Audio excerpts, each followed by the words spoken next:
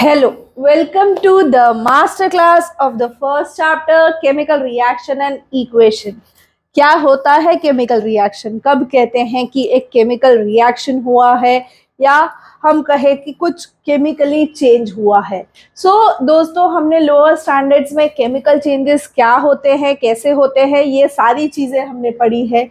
हम कहते हैं जब दो चीज़ें एक दूसरे के साथ रिएक्ट करती है और कुछ नई चीज बनती है या नया प्रोडक्ट बनता है, तब हम कहते हैं कि एक केमिकल रिएक्शन हुआ है। अभी केमिकल रिएक्शन हमारी डे टू डे लाइफ में बहुत सारी तरीके से होता है। अगर हम बात करें केमिकल रिएक्शन की, तो फ्रूट्स का राइपन अप होना, यानी कि फ्रूट्स का पकना, खाना जो हम पकाते हैं वो। फिर अगर हम बात करें तो आयरन स्किलेट्स का रस्टिंग होना, खाली आयरन स्किलेट्स का नहीं, जहाँ पे भी आपको आयरन रॉड्स दिखेंगे वहाँ पे रस्टिंग आप देखोगे for after a long period of time. ठीक है, तो ये सारे रोज के केमिकल चेंजेस होते हैं। कभी कभार दूध कडल आउट हो जाता है, यानी कि दूध फट के दही बन जाता है। ठीक है, तो ये सारे जो केमिकल रिएक्शंस होते हैं वो कहीं ना कहीं कुछ फैक्टर्स या हम कहें कि कुछ चेंजेस हम देखते हैं, उसकी वजह से हमें समझ में आता है कि भाई यहाँ पे एक केमिकल रिएक्शन हुआ है। ये केमिकल रिएक्शंस जब होते हैं ना, तो कलर चेंज होता है। ठीक है, हम कहते हैं कलर चेंज कैसे?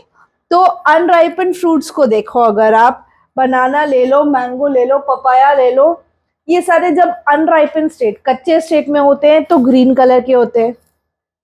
जब वो पक जाते हैं तो उनका कलर येलो हो जाता है, बिकॉज उनके अंदर केमिकल्स रिलीज होते हैं जो कि उसको पकाते हैं। ठीक है, फिर स्टेट ऑफ मैटर का चेंज होना। आइस क्यूब्स को अगर आप रूम टेम्परेचर पे रखोगे, वाटर में मेल्ट डाउन होगा, यहाँ पे उसका सॉलिड स्टेट चेंज हो रहा है लिक्विड में। वही वाटर को अगर आप बॉईल करते हो तो गैसियस स्टेट में जाएगा। ठीक है, टेम्परेचर चेंज, कोई कोई रिएक्शन ऐसा होता है कि जब वो होता है तो हीट रिलीज करता है एटमॉस्फेयर में, जिसकी वजह से हमें गर्मी महसूस होती है। ठीक है, और कुछ रिएक्शंस होते हैं जो हीट एब्जॉर्ब करते हैं, उसकी वजह से हमें उसके आजू बाजू एक कूलिंग इफेक्ट दिखती है। ठीक है, तो केमिकल रिएक्शन जब भी होता है तो या तो उसका कलर चेंज होता है, स्टेट ऑफ मैटर चेंज होता है, या टेम्परेचर चेंज होता है। अभी जब केमिकल रिएक्शंस होते हैं तो हम कहते हैं भाई उसको किसी फॉर्मेट में लिखना तो पड़ेगा। अभी लिखे कैसे? जैसे मैं कहती हूँ कि एटमॉस्फेयर का कार्बन और ऑक्सीजन कंबाइन होके कार्बन डाइऑक्साइड बना रहा है। ठीक है, फिर मैंने मैग्नीशियम और ऑक्सीजन को कंबाइन करके मैग्नीशियम ऑक्साइड बना दिया। तो ये जो मैं वर्ड फॉर्मेट में, मैं सिंपल लेम लैंग्वेज में बात कर रही हूँ, वो क्या होते हैं? वर्ड इक्वेशंस होते हैं। मैंने ऐसा बोल दिया मैग्नीशियम रिएक्ट कर गया, भाई ऑक्सीजन से बन गया मैग्नीशियम ऑक्साइड। ठीक है, पर अगर मैं ऐसा कहूँ कि Mg reacts with O2 to give MgO, तो यहाँ पे मैंने क्या यूज किया? वहां पे मैंने मैग्नीशियम का Mg जो सिंबल है स्टैंडर्ड, वो यूज किया। मैंने उसका एक स्केलेटल रिएक्शन लिखा है। ठीक है, मैंने उसका एक स्केलेटन रिएक्शन लिखा है, जहां पे अगर मैं बैलेंस करूं ना बैलेंस करूं कोई फर्क नहीं पड़ेगा। मैंने खाली समझाने के लिए बोला कि भाई मैग्नीशियम रिएक्ट करेगा ऑक्सीजन से, बनाएगा मैग्नीशियम ऑक्साइड। मैग्नीशियम के लिए हम क्या लिखते हैं? Mg, ऑक्सीजन के लिए O2, तो क्या बनाता है? MgO। मैंने यहाँ पे बैलेंस कर रखा है। अच्छा, बैलेंसिंग मतलब क्या? मैंने बैलेंस कर रखा है मतलब मैं कहना क्या चाह रही हूँ भाई?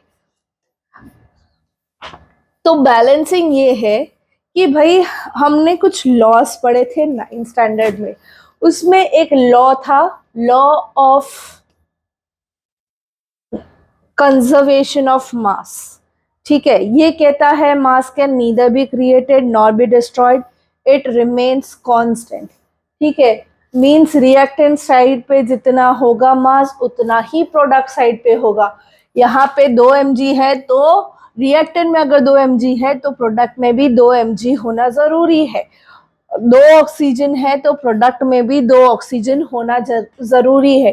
तो ये होता है बैलेंस आउट करना। अभी बैलेंसिंग करने के लिए हम क्या करते हैं कि भाई दोनों साइड नंबर ऑफ एटम्स जो हैं हमारे वो सेम रहने चाहिए।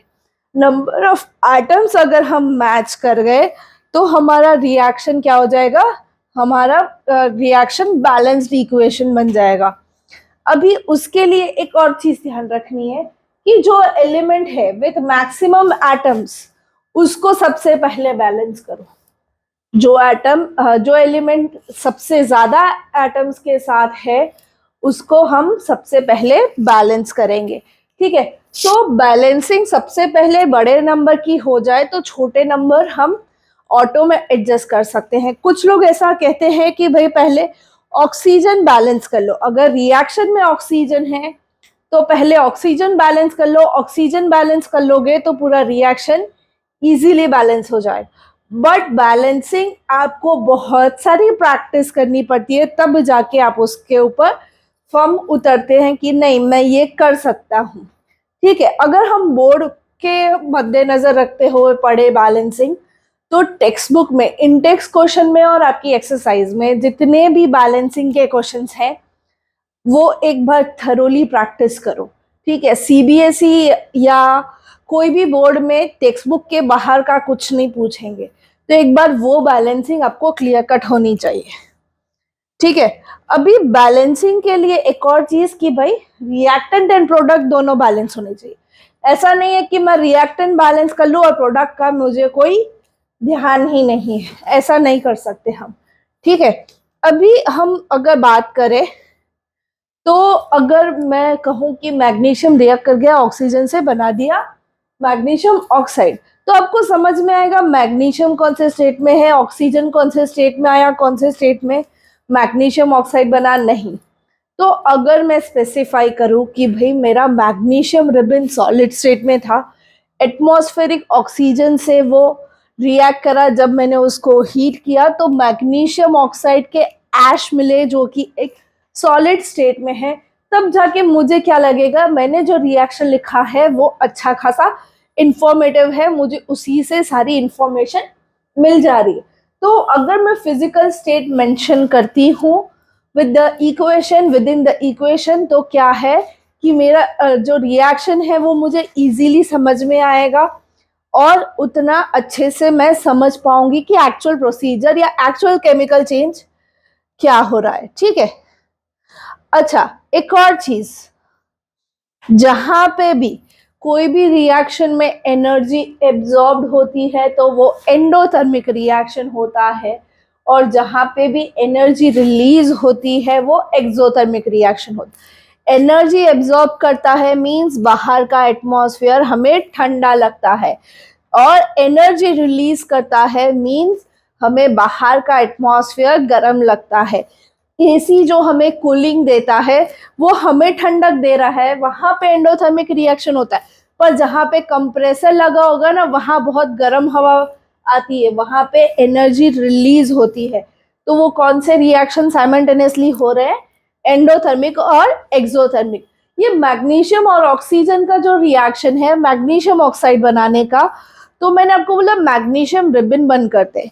कैसे करते हैं ये मैग्नीशियम रिबन, थोड़ा हम देखते हैं विजुअल्स में कि भाई किस तरीके से हम रिबन को बर्न करते हैं और किस तरीके से मैग्नीशियम ऑक्साइड की एशेस मिलती हैं। अच्छा, मैग्नीशियम ऑक्साइड यानी कि मैग्नीशियम और रिबन को बर्न करने के लिए हमें बेसिक रिक्वायरमेंट है बंसन बर्नर की, मैग्नीशियम स्ट्रिप की, टोंग्स की और वॉच ग्लास की।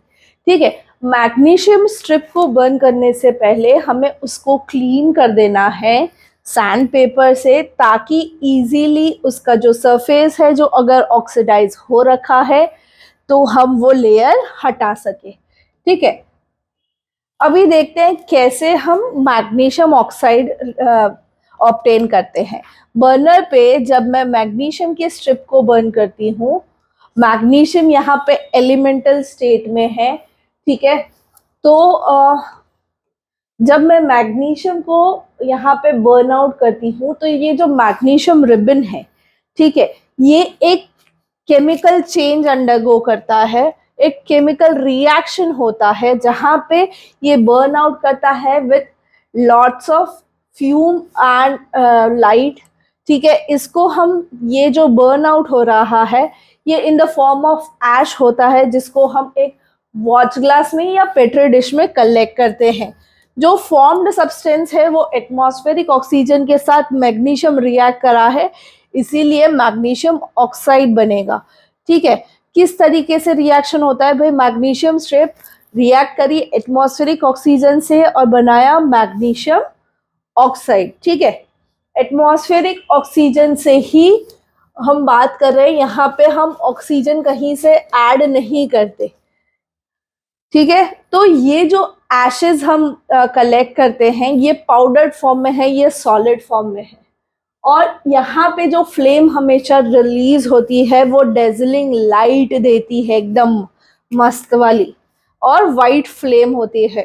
प्लस यहाँ पे इस रिएक्शन में बहुत सारी हीट रिलीज होती है। तो ये कौन से टाइप का रिएक्शन हुआ, एंडोथर्मिक रिएक्शन। ठीक है, अभी हम समझते हैं different types of chemical reaction. So different type of chemical reaction की अगर हम बात करें तो बेसिकली 5 रिएक्शंस हैं जो हमें समझने हैं। सबसे पहले कॉम्बिनेशन, हम कंबाइन करेंगे। फिर डीकम्पोजिशन, हम उसका डीकम्पोजिशन करेंगे यानी कि उसका ब्रेक डाउन करेंगे। फिर डिस्प्लेसमेंट होगा, फिर डबल डिस्प्लेसमेंट या प्रेसिपिटेशन रिएक्शन, और लास्ट में है रिडॉक्स रिएक्शन। अच्छा, अभी कॉम्बिनेशन रिएक्शन में हम 2 और पढ़ते हैं, एंडोथर्मिक एंड एक्सोथर्मिक रिएक्शंस। ठीक है, डीकम्पोजिशन भी 3 अलग अलग मेथड से होता है, लाइट, हीट एंड इलेक्ट्रिसिटी। ठीक है, तो thermal decomposition, electrolysis and photo decomposition. उसके अलावा डिस्प्लेसमेंट, डबल डिस्प्लेसमेंट और रिडॉक्स, यानी कि ऑक्सीडेशन और रिडक्शन प्रोसेस जब साथ में होता है तो हम कहते हैं रिडॉक्स रिएक्शन हुआ है। ठीक है, तो अगर हम ऑक्सीडेशन कॉम्बिनेशन की सबसे पहले बात करें तो यहाँ पे मल्टीपल रिएक्टेंट होंगे, बट यूजुअली खाली एक प्रोडक्ट बनेगा। एडिशन ऑफ 2 एलिमेंट्स और compounds, 2 or more elements or compound to synthesize a new compound, a single compound, तब जाके हम कहते हैं कॉम्बिनेशन रिएक्शन हुआ। कॉम्बिनेशन में हम हमेशा जॉइनिंग की बात करते हैं, कंबाइन होता है। ठीक है, तो कॉम्बिनेशन रिएक्शन का अगर हम एग्जांपल देखें तो भाई मैग्नीशियम ऑक्साइड जो बनता है मैग्नीशियम रिबन के साथ, वो भी एक टाइप का कॉम्बिनेशन रिएक्शन है। पर इसके अलावा हम एक और एग्जांपल देखते हैं। ठीक है, यहाँ पे अगर हम दूसरा एग्जाम्पल देखें कॉम्बिनेशन रिएक्शन का, तो अगर मैं कैल्शियम ऑक्साइड में वाटर ऐड करती हूँ, ठीक है, तो ये एक हाईली एक्सोथर्मिक रिएक्शन होगा, बट यहाँ पे कैल्शियम ऑक्साइड वाटर के साथ कंबाइन होके कैल्शियम हाइड्रोक्साइड बनाएगा। ठीक है, तो यहाँ पे क्या होगा, कैल्शियम ऑक्साइड एंड वाटर का कॉम्बिनेशन बना रहा है कैल्शियम हाइड्रोक्साइड, और वो क्यों एक्सोथर्मिक है, क्योंकि वो एनर्जी रिलीज कर रहा है एटमॉस्फेयर में। ये रिएक्शन हम कॉमनली कहाँ पे देखते हैं, हमारे घर में जब वाइट वॉशिंग होती है तो चूना लाया जाता है बोरियों में, वही चूने में जब पानी डाला जाता है तो जो पेंटिंग वॉल पेंट कर रहा होता है ना, वो हाथ से नहीं हिलाता, उसके लिए उसको डंडा चाहिए ताकि वो जो हीट रिलीज हो रही है वो उसको हर्ट ना करे। ठीक है, वाटर को हम बीकर में लेते हैं और हम धीरे धीरे कैल्शियम ऑक्साइड पाउडर उसमें ऐड करके स्टर डाउन करते हैं। जैसे जैसे कैल्शियम ऑक्साइड ऐड होगा रिएक्शन का टेम्परेचर बढ़ता जाएगा। रिएक्शन का टेम्परेचर जब बढ़ेगा तो वो हम कहते हैं एनर्जी रिलीज कर रहा है, यानी कि एक एक्सोथर्मिक रिएक्शन हुआ है। अगर फ्लास्क में मैं देखूं तो कैल्शियम ऑक्साइड था और वाटर के साथ रिएक्ट करा तो उसने बनाया कैल्शियम हाइड्रोक्साइड, CaOH ट्वाइस। ठीक है, कैल्शियम ऑक्साइड के साथ जब वाटर रिएक्ट करता है तो बनता है कैल्शियम हाइड्रोक्साइड। यहाँ पे अगर हम देखें बैलेंसिंग पार्ट तो कैल्शियम कैल्शियम एक है, ऑक्सीजन दो, ऑक्सीजन दो, हाइड्रोजन दो, हाइड्रोजन दो, तो ये एक बैलेंस्ड केमिकल रिएक्शन है। चेक करते हैं। ठीक है, तो क्या हुआ यहाँ पे, कैल्शियम ऑक्साइड को जब मैं वाटर के साथ रिएक्ट कराती हूँ तो कैल्शियम हाइड्रोक्साइड बना। ये एक टाइप का एक्सोथर्मिक रिएक्शन हुआ यहाँ पे, और ये जो बनता है इसको हम क्विकलाइन कहते हैं। सो यहाँ पे जब वाटर और कैल्शियम ऑक्साइड रिएक्ट करता है, कैल्शियम हाइड्रोक्साइड बनाता है, तो कैल्शियम ऑक्साइड जो है उसको हम कॉमन टर्म्स में क्विकलाइन कहते हैं, और कैल्शियम हाइड्रोक्साइड जो बनता है वो बनता है स्लेक्ड लाइम। ठीक है, तो सेकेंड चैप्टर में जब हम पढ़ेंगे कैल्शियम हाइड्रोक्साइड यानी कि स्लेक्ड लाइम, और कैल्शियम हाइड्रोक्साइड कैल्शियम ऑक्साइड यानी कि हमारा क्विकलाइन, तो हमें यहाँ पे कंफ्यूज नहीं होना है। ठीक है, तो ये है एक एग्जाम्पल कॉम्बिनेशन रिएक्शन का जहाँ पे हीट एटमॉस्फेयर में रिलीज हो रही है, जो कि एक हाईली एक्सोथर्मिक रिएक्शन है। ठीक है, आगे बढ़ते हैं to the next set, that is decomposition reaction. ठीक है, अगर हम एंडोथर्मिक रिएक्शन का भी एग्जाम्पल देखें तो 2AgBr जब हम कहते हैं कि वो रिएक्ट करता है तो Ag और Br2 बनता है, यहाँ पे हीट एब्जॉर्ब होती है। ठीक है, डीकम्पोजिशन रिएक्शन में क्या होता है, यहाँ पे जो रिएक्टेंट है वो ब्रेक डाउन होता है मल्टीपल प्रोडक्ट्स में। अगर हम यहाँ पे देखें, कैल्शियम कार्बोनेट डीकम्पोज हो रहा है कैल्शियम ऑक्साइड और कार्बन डाइऑक्साइड गैस में। यहाँ पे कैल्शियम कार्बोनेट का डीकम्पोजिशन यानी कि ब्रेक डाउन हो रहा है टू फॉर्म 2 और मोर कंपाउंड्स। ठीक है, अभी डीकम्पोजिशन में मैंने आपको पहले भी बोला कि 3 तरीके से डीकम्पोजिशन रिएक्शन होता है, या तो फोटो मींस लाइट से होगा, या इलेक्ट्रिसिटी से होगा जिसको हम इलेक्ट्रोलाइसिस कहते हैं, या फिर हीट से होगा। यहाँ पे हम कैल्शियम कार्बोनेट जो है उसको हीट अप करते हैं, तब जाके हमें कैल्शियम ऑक्साइड और कार्बन डाइऑक्साइड गैस मिलता है। ठीक है, यहाँ पे हम कौन सा रिएक्शन कर रहे हैं, हीट यानी कि थर्मल डीकम्पोजिशन कर रहे हैं। विजुअल में एक डीकम्पोजिशन रिएक्शन का हम एग्जाम्पल देख लेते हैं, कैसे फेरस सल्फेट का डीकम्पोजिशन होता है और क्या बनता है जब फेरस सल्फेट को हम हीट अप करते हैं। हीट अप करने के लिए ऑब्वियसली हमें बंसन बर्नर चाहिए, टेस्ट ट्यूब में हम फेरस सल्फेट ऐड करेंगे।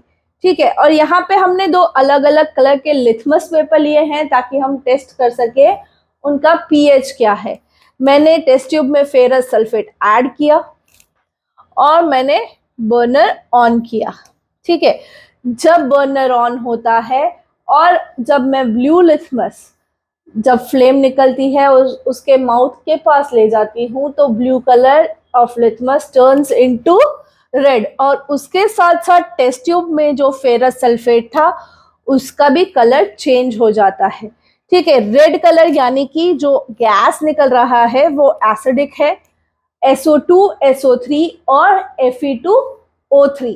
ठीक है, सो फेरस सल्फेट जो है वो डीकम्पोज डाउन होता है फेरिक ऑक्साइड में, sulphur dioxide gas and sulphur trioxide gas. ठीक है, तो ferrous sulphate bluish green in colour था। जब मैंने उसको हीट किया, बढ़ाया फेरिक ऑक्साइड और वो टर्न डाउन हो गया ब्राउन कलर में, और उसके साथ 2 गैसेस इवॉल्व होते हैं, वो है SO2 एंड SO3। ठीक है, अभी यहाँ पे क्या हुआ कि भाई मेरा जो गैस फ्यूम्स निकल रहे थे वो एसिडिक इन नेचर थे। अच्छा, अभी फोटो, आपने ब्लैक एंड व्हाइट फोटोग्राफी तो सबने देखी होगी, पुराने जमाने के फोटोग्राफ्स, तो उसमें भी हम डीकम्पोजिशन रिएक्शन यूज करते हैं। हम क्या करते हैं कि भाई जो AgBr है यानी कि सिल्वर ब्रोमाइड, उसके साथ उस फिल्म को हम सन की रेज में रखते हैं डेवलप आउट होने के लिए। यहाँ पे हमने क्या हीट किया, फेरस सल्फेट को हीट किया to give ferric oxide, sulphur dioxide and sulphur trioxide.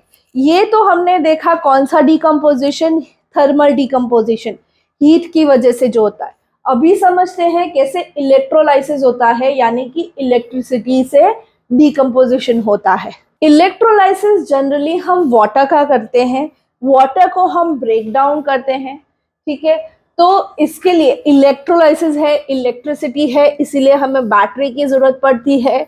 एक वाटर बाथ में या बीकर में हम कैथोड एंड एनोड कनेक्ट करते हैं, और अब जब हम इलेक्ट्रिसिटी पास ऑन करते हैं तो क्या चेंजेस आते हैं कैथोड और एनोड पे, ठीक है। अगर हम देखें तो वाटर मॉलिक्यूल यानी कि H2O है, इसका ब्रेक डाउन होगा। जो भी हाइड्रोजन है यानी कि H प्लस आयन, वो अपने इलेक्ट्रॉन रिलीज करेंगे और H2 बनाएंगे, ठीक है।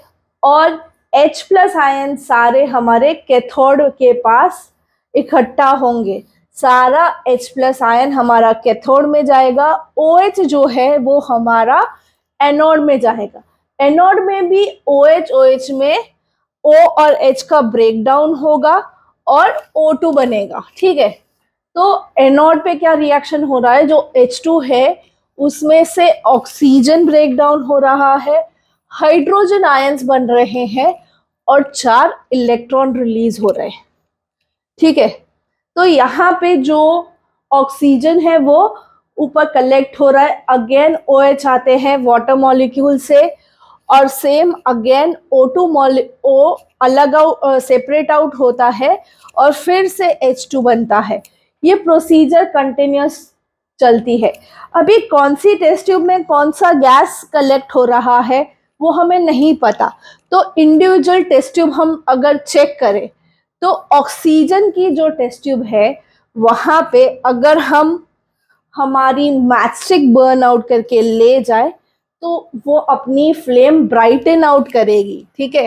क्या वो बर्न आउट होगी with more and more flame, ठीक है। क्यों? क्योंकि भाई ऑक्सीजन क्या करता है, बर्निंग को सपोर्ट करता है। अगर ऑक्सीजन नहीं होगा तो मैचस्टिक बुझ जाएगी। अभी हाइड्रोजन टेस्ट करने के लिए हमें क्या करना है, सेम वे मैचस्टिक जब आएगी हाइड्रोजन गैस के पास, तो यहाँ पे एक पॉप साउंड रिलीज होता है।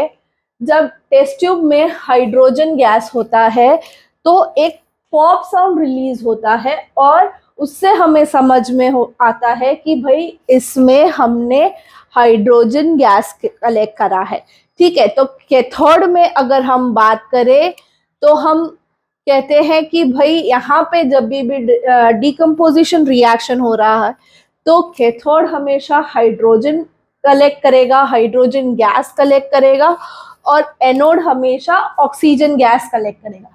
प्लस जो अमाउंट ऑफ हाइड्रोजन प्रोड्यूस होगा वो double the amount of oxygen होगा। H2O में भी अगर हम देखें तो H डबल अप है ऑक्सीजन से, तो अमाउंट ऑफ हाइड्रोजन जो प्रोड्यूस होगा वो डबल होगा, ठीक है। तो ये है कैसे इलेक्ट्रिसिटी से हम डिकम्पोजिशन करते हैं। अभी आगे हम देखते हैं कि भाई डिस्प्लेसमेंट रिएक्शन किसे कहते हैं। डिस्प्लेसमेंट रिएक्शन किसे कहते हैं, तो अगर हम कहें कि एक दूसरे की जगह लेके बैठ जाना, ठीक है। डिस्प्लेसमेंट में क्या होता है, एक एलिमेंट है जो हायर रिएक्टिव है, जो दूसरे एलिमेंट से, वो उसकी जगह लेके उसकी जगह पे बैठ जाएगा।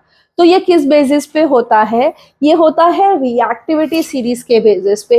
एक सीक्वेंस बनाया गया है, ठीक है, आयोपेक के द्वारा, जिसमें हम कहते हैं कि जो ज़्यादा रिएक्टिव है वो ऊपर की साइड रहते हैं, जो लेस रिएक्टिव है वो नीचे की साइड रहते हैं, बीच में हमारा हाइड्रोजन है।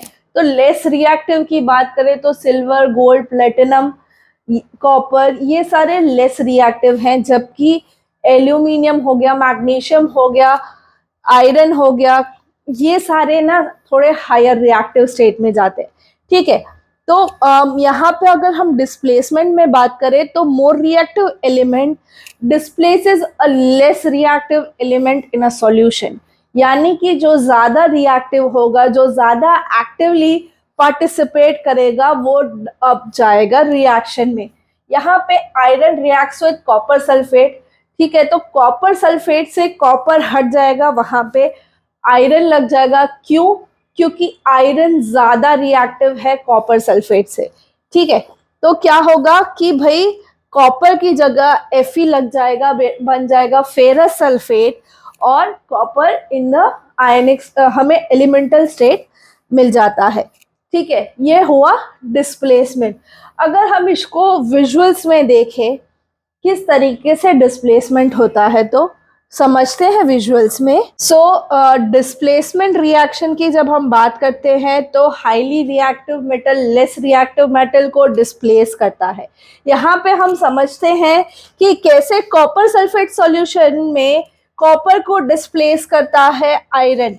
ठीक है, तो अगर हम पाइप आउट करें कॉपर सल्फेट सॉल्यूशन दो टेस्ट ट्यूब में, ठीक है, test tube A and test tube B. अभी टेस्ट ट्यूब ए और टेस्ट ट्यूब बी में हम कॉपर सल्फेट सॉल्यूशन पोर इन करते हैं, और फिर टेस्ट ट्यूब ए में हम आयरन नेल पुट डाउन करेंगे, यानी कि हम आयरन नेल ड्रॉप डाउन करेंगे टेस्ट ट्यूब ए में, जहां पे आयरन डिस्प्लेस करेगा कॉपर सल्फेट को। जब आयरन डिस्प्लेस करता है कॉपर सल्फेट को तो यहाँ पे आयरन आके कॉपर सल्फेट को हटाता है और फेरस सल्फेट यानी कि आयरन सल्फेट बनता है। ठीक है, और कॉपर एलिमेंटल स्टेट में आता है। वो हमें कैसे पता चलेगा कि भाई यहाँ पे जो सॉल्यूशन का कलर था वो कौन सा था, कॉपर सल्फेट का ब्लू, जो कि बन गया है ग्रीन। डिस्प्लेसमेंट रिएक्शन में आयरन क्या करता है, कॉपर सल्फेट के साथ रिएक्ट करता है। अभी यहाँ पे हम देखें तो आयरन ऐसे सिल्वरिश शेड में था जो कि टर्न डाउन हो गया है ब्राउन कलर में, और हमारा कॉपर सल्फेट का जो सॉल्यूशन था वो लाइट ग्रीन कलर में बन गया। मींस क्या हुआ कि ब्राउन कोटिंग आ गया है हमारा कॉपर का आयरन के सरफेस पे, और कॉपर सल्फेट में जो कॉपर था वो डिस्प्लेस हो गया है आयरन से। क्यों? क्योंकि iron is more reactive than copper. ठीक है,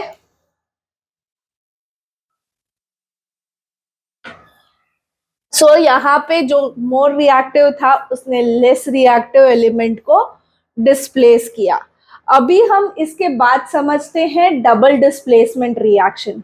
अच्छा, कॉम्बिनेशन हो गया, डिकम्पोजिशन देख लिया, डिस्प्लेसमेंट देख लिया, अभी है डबल डिस्प्लेसमेंट।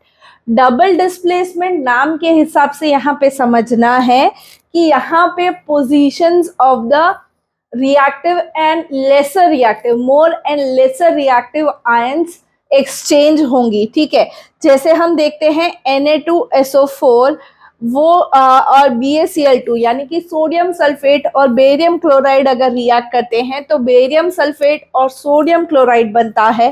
ठीक है, यहाँ पे क्या होता है कि यहाँ पे सोडियम क्लोरीन के साथ रिएक्ट होके सोडियम क्लोराइड बना देता है, जबकि बेरियम सल्फेट के साथ रिएक्ट होके बेरियम सल्फेट बना देता है। यहाँ पे बेरियम सल्फेट हमें in the form of white precipitate मिलता है, इसीलिए हम डबल डिस्प्लेसमेंट रिएक्शन जो है उसको प्रेसिपिटेशन रिएक्शन भी कहते हैं।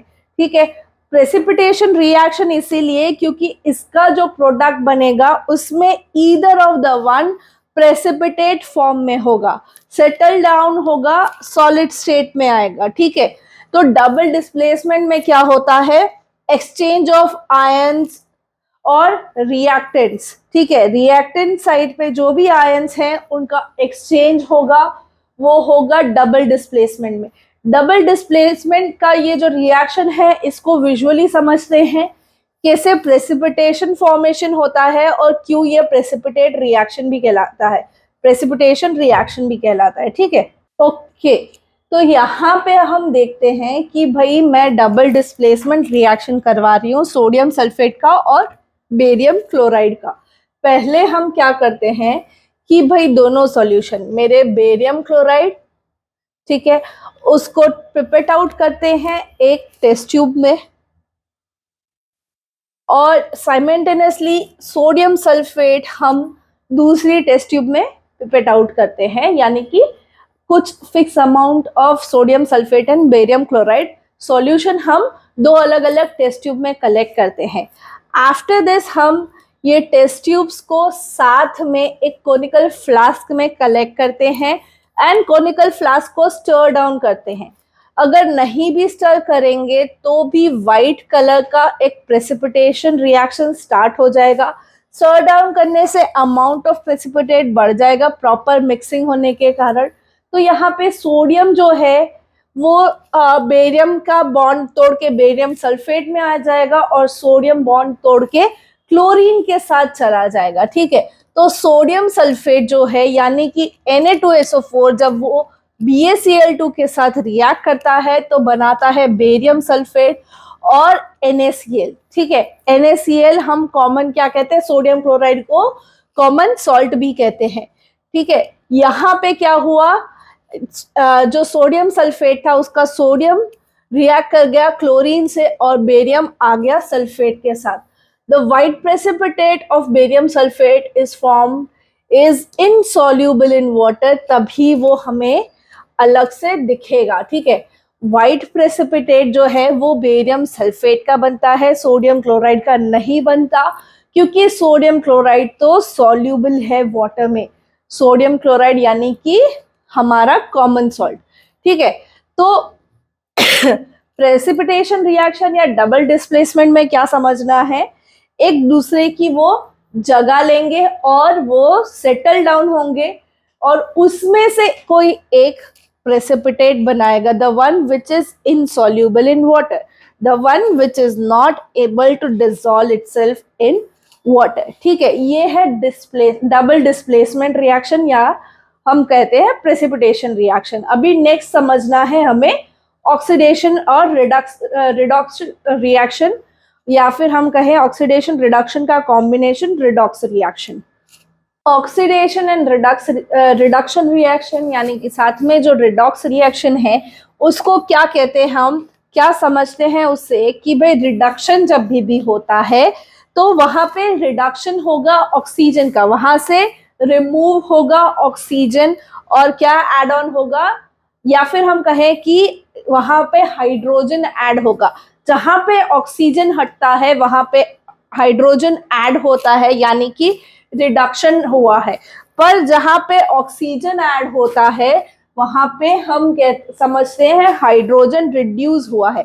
यानी कि ऑक्सीडेशन को हम सिंपल कहे ऑक्सीजन के टर्म्स में तो यहाँ पे ऑक्सीजन ऐड हुआ है और रिडक्शन में ऑक्सीजन रिमूव होता है। जबकि हाइड्रोजन के टर्म्स में कहे तो रिडक्शन में हाइड्रोजन ऐड होता है, ऑक्सीडेशन में हाइड्रोजन रिमूव होता है। ठीक है, अभी ये जो है हमारा ऑक्सीडेशन एंड रिडक्शन यानी कि रिडॉक्स रिएक्शन, उसको अगर हम एग्जाम्पल देखें तो ऑक्सीडेशन में कॉपर जब ऑक्सीजन के साथ रिएक्ट करता है कॉपर ऑक्साइड बनता है। यहाँ पे कॉपर के साथ ऑक्सीजन ऐड हुआ है। ठीक है, यहाँ पे क्या हुआ है, ऑक्सीडेशन हुआ है। पर अगर मैं ये एग्जाम्पल देखूं, यही कॉपर ऑक्साइड के साथ हाइड्रोजन रिएक्ट करता है तो क्या होता है, कॉपर ऑक्साइड का कॉपर बन जाता है और हाइड्रोजन के साथ ऑक्सीजन कंबाइन होके वाटर बन जाता है। यहाँ पे मैंने देखा कि जब H2 ऐड हुआ तो वो मेरा ऑक्सीजन अपने साथ ले गया, बना दिया वाटर। यहाँ पे कॉपर ऑक्साइड के पास से ऑक्सीजन चला गया, रिमूवल ऑफ O2 हुआ, यानी कि यहाँ पे हुआ रिडक्शन।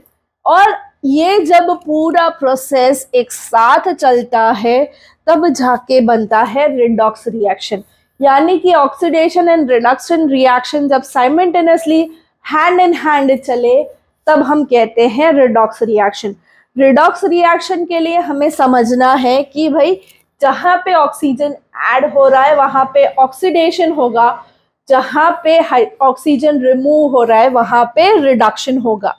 ठीक है, सो ऑक्सीडेशन रिडक्शन रिएक्शन की अगर हम बात करें तो हम यहाँ पे प्रैक्टिकली देखते हैं कैसे होता है ऑक्सीडेशन रिडक्शन रिएक्शन। साथ में हम लेते हैं कॉपर पाउडर, ठीक है, जिसको हम ट्राइपॉड पे प्लेस करके हीट अप करते हैं। जब भी हीट करेंगे तो कॉपर हमारा ऑक्सीजन के साथ कंबाइन करेगा, यहाँ पे कॉपर का कलर चेंज हो जाएगा इनटू द ब्लैक वन।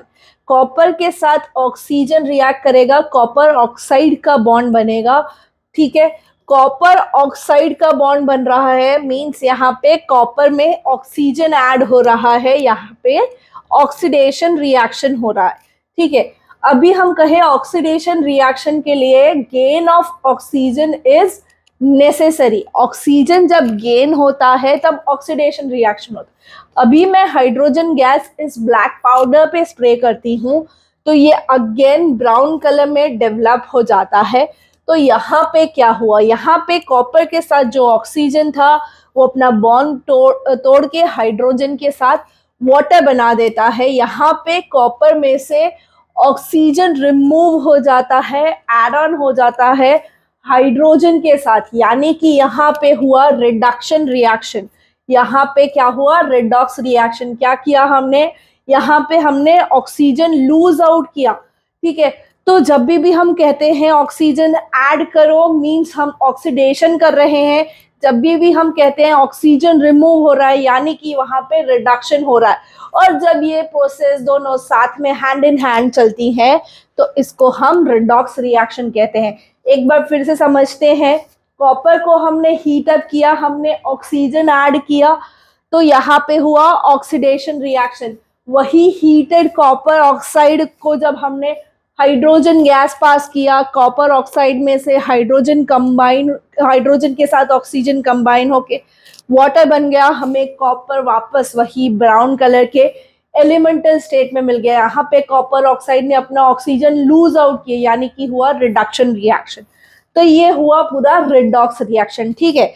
अभी ये ऑक्सीडेशन और रिडॉक्स रिएक्शन हमारी डे टू डे लाइफ में बहुत से साइड इफेक्ट्स दिखाता है, ठीक है। क्या है वो साइड इफेक्ट समझते हैं।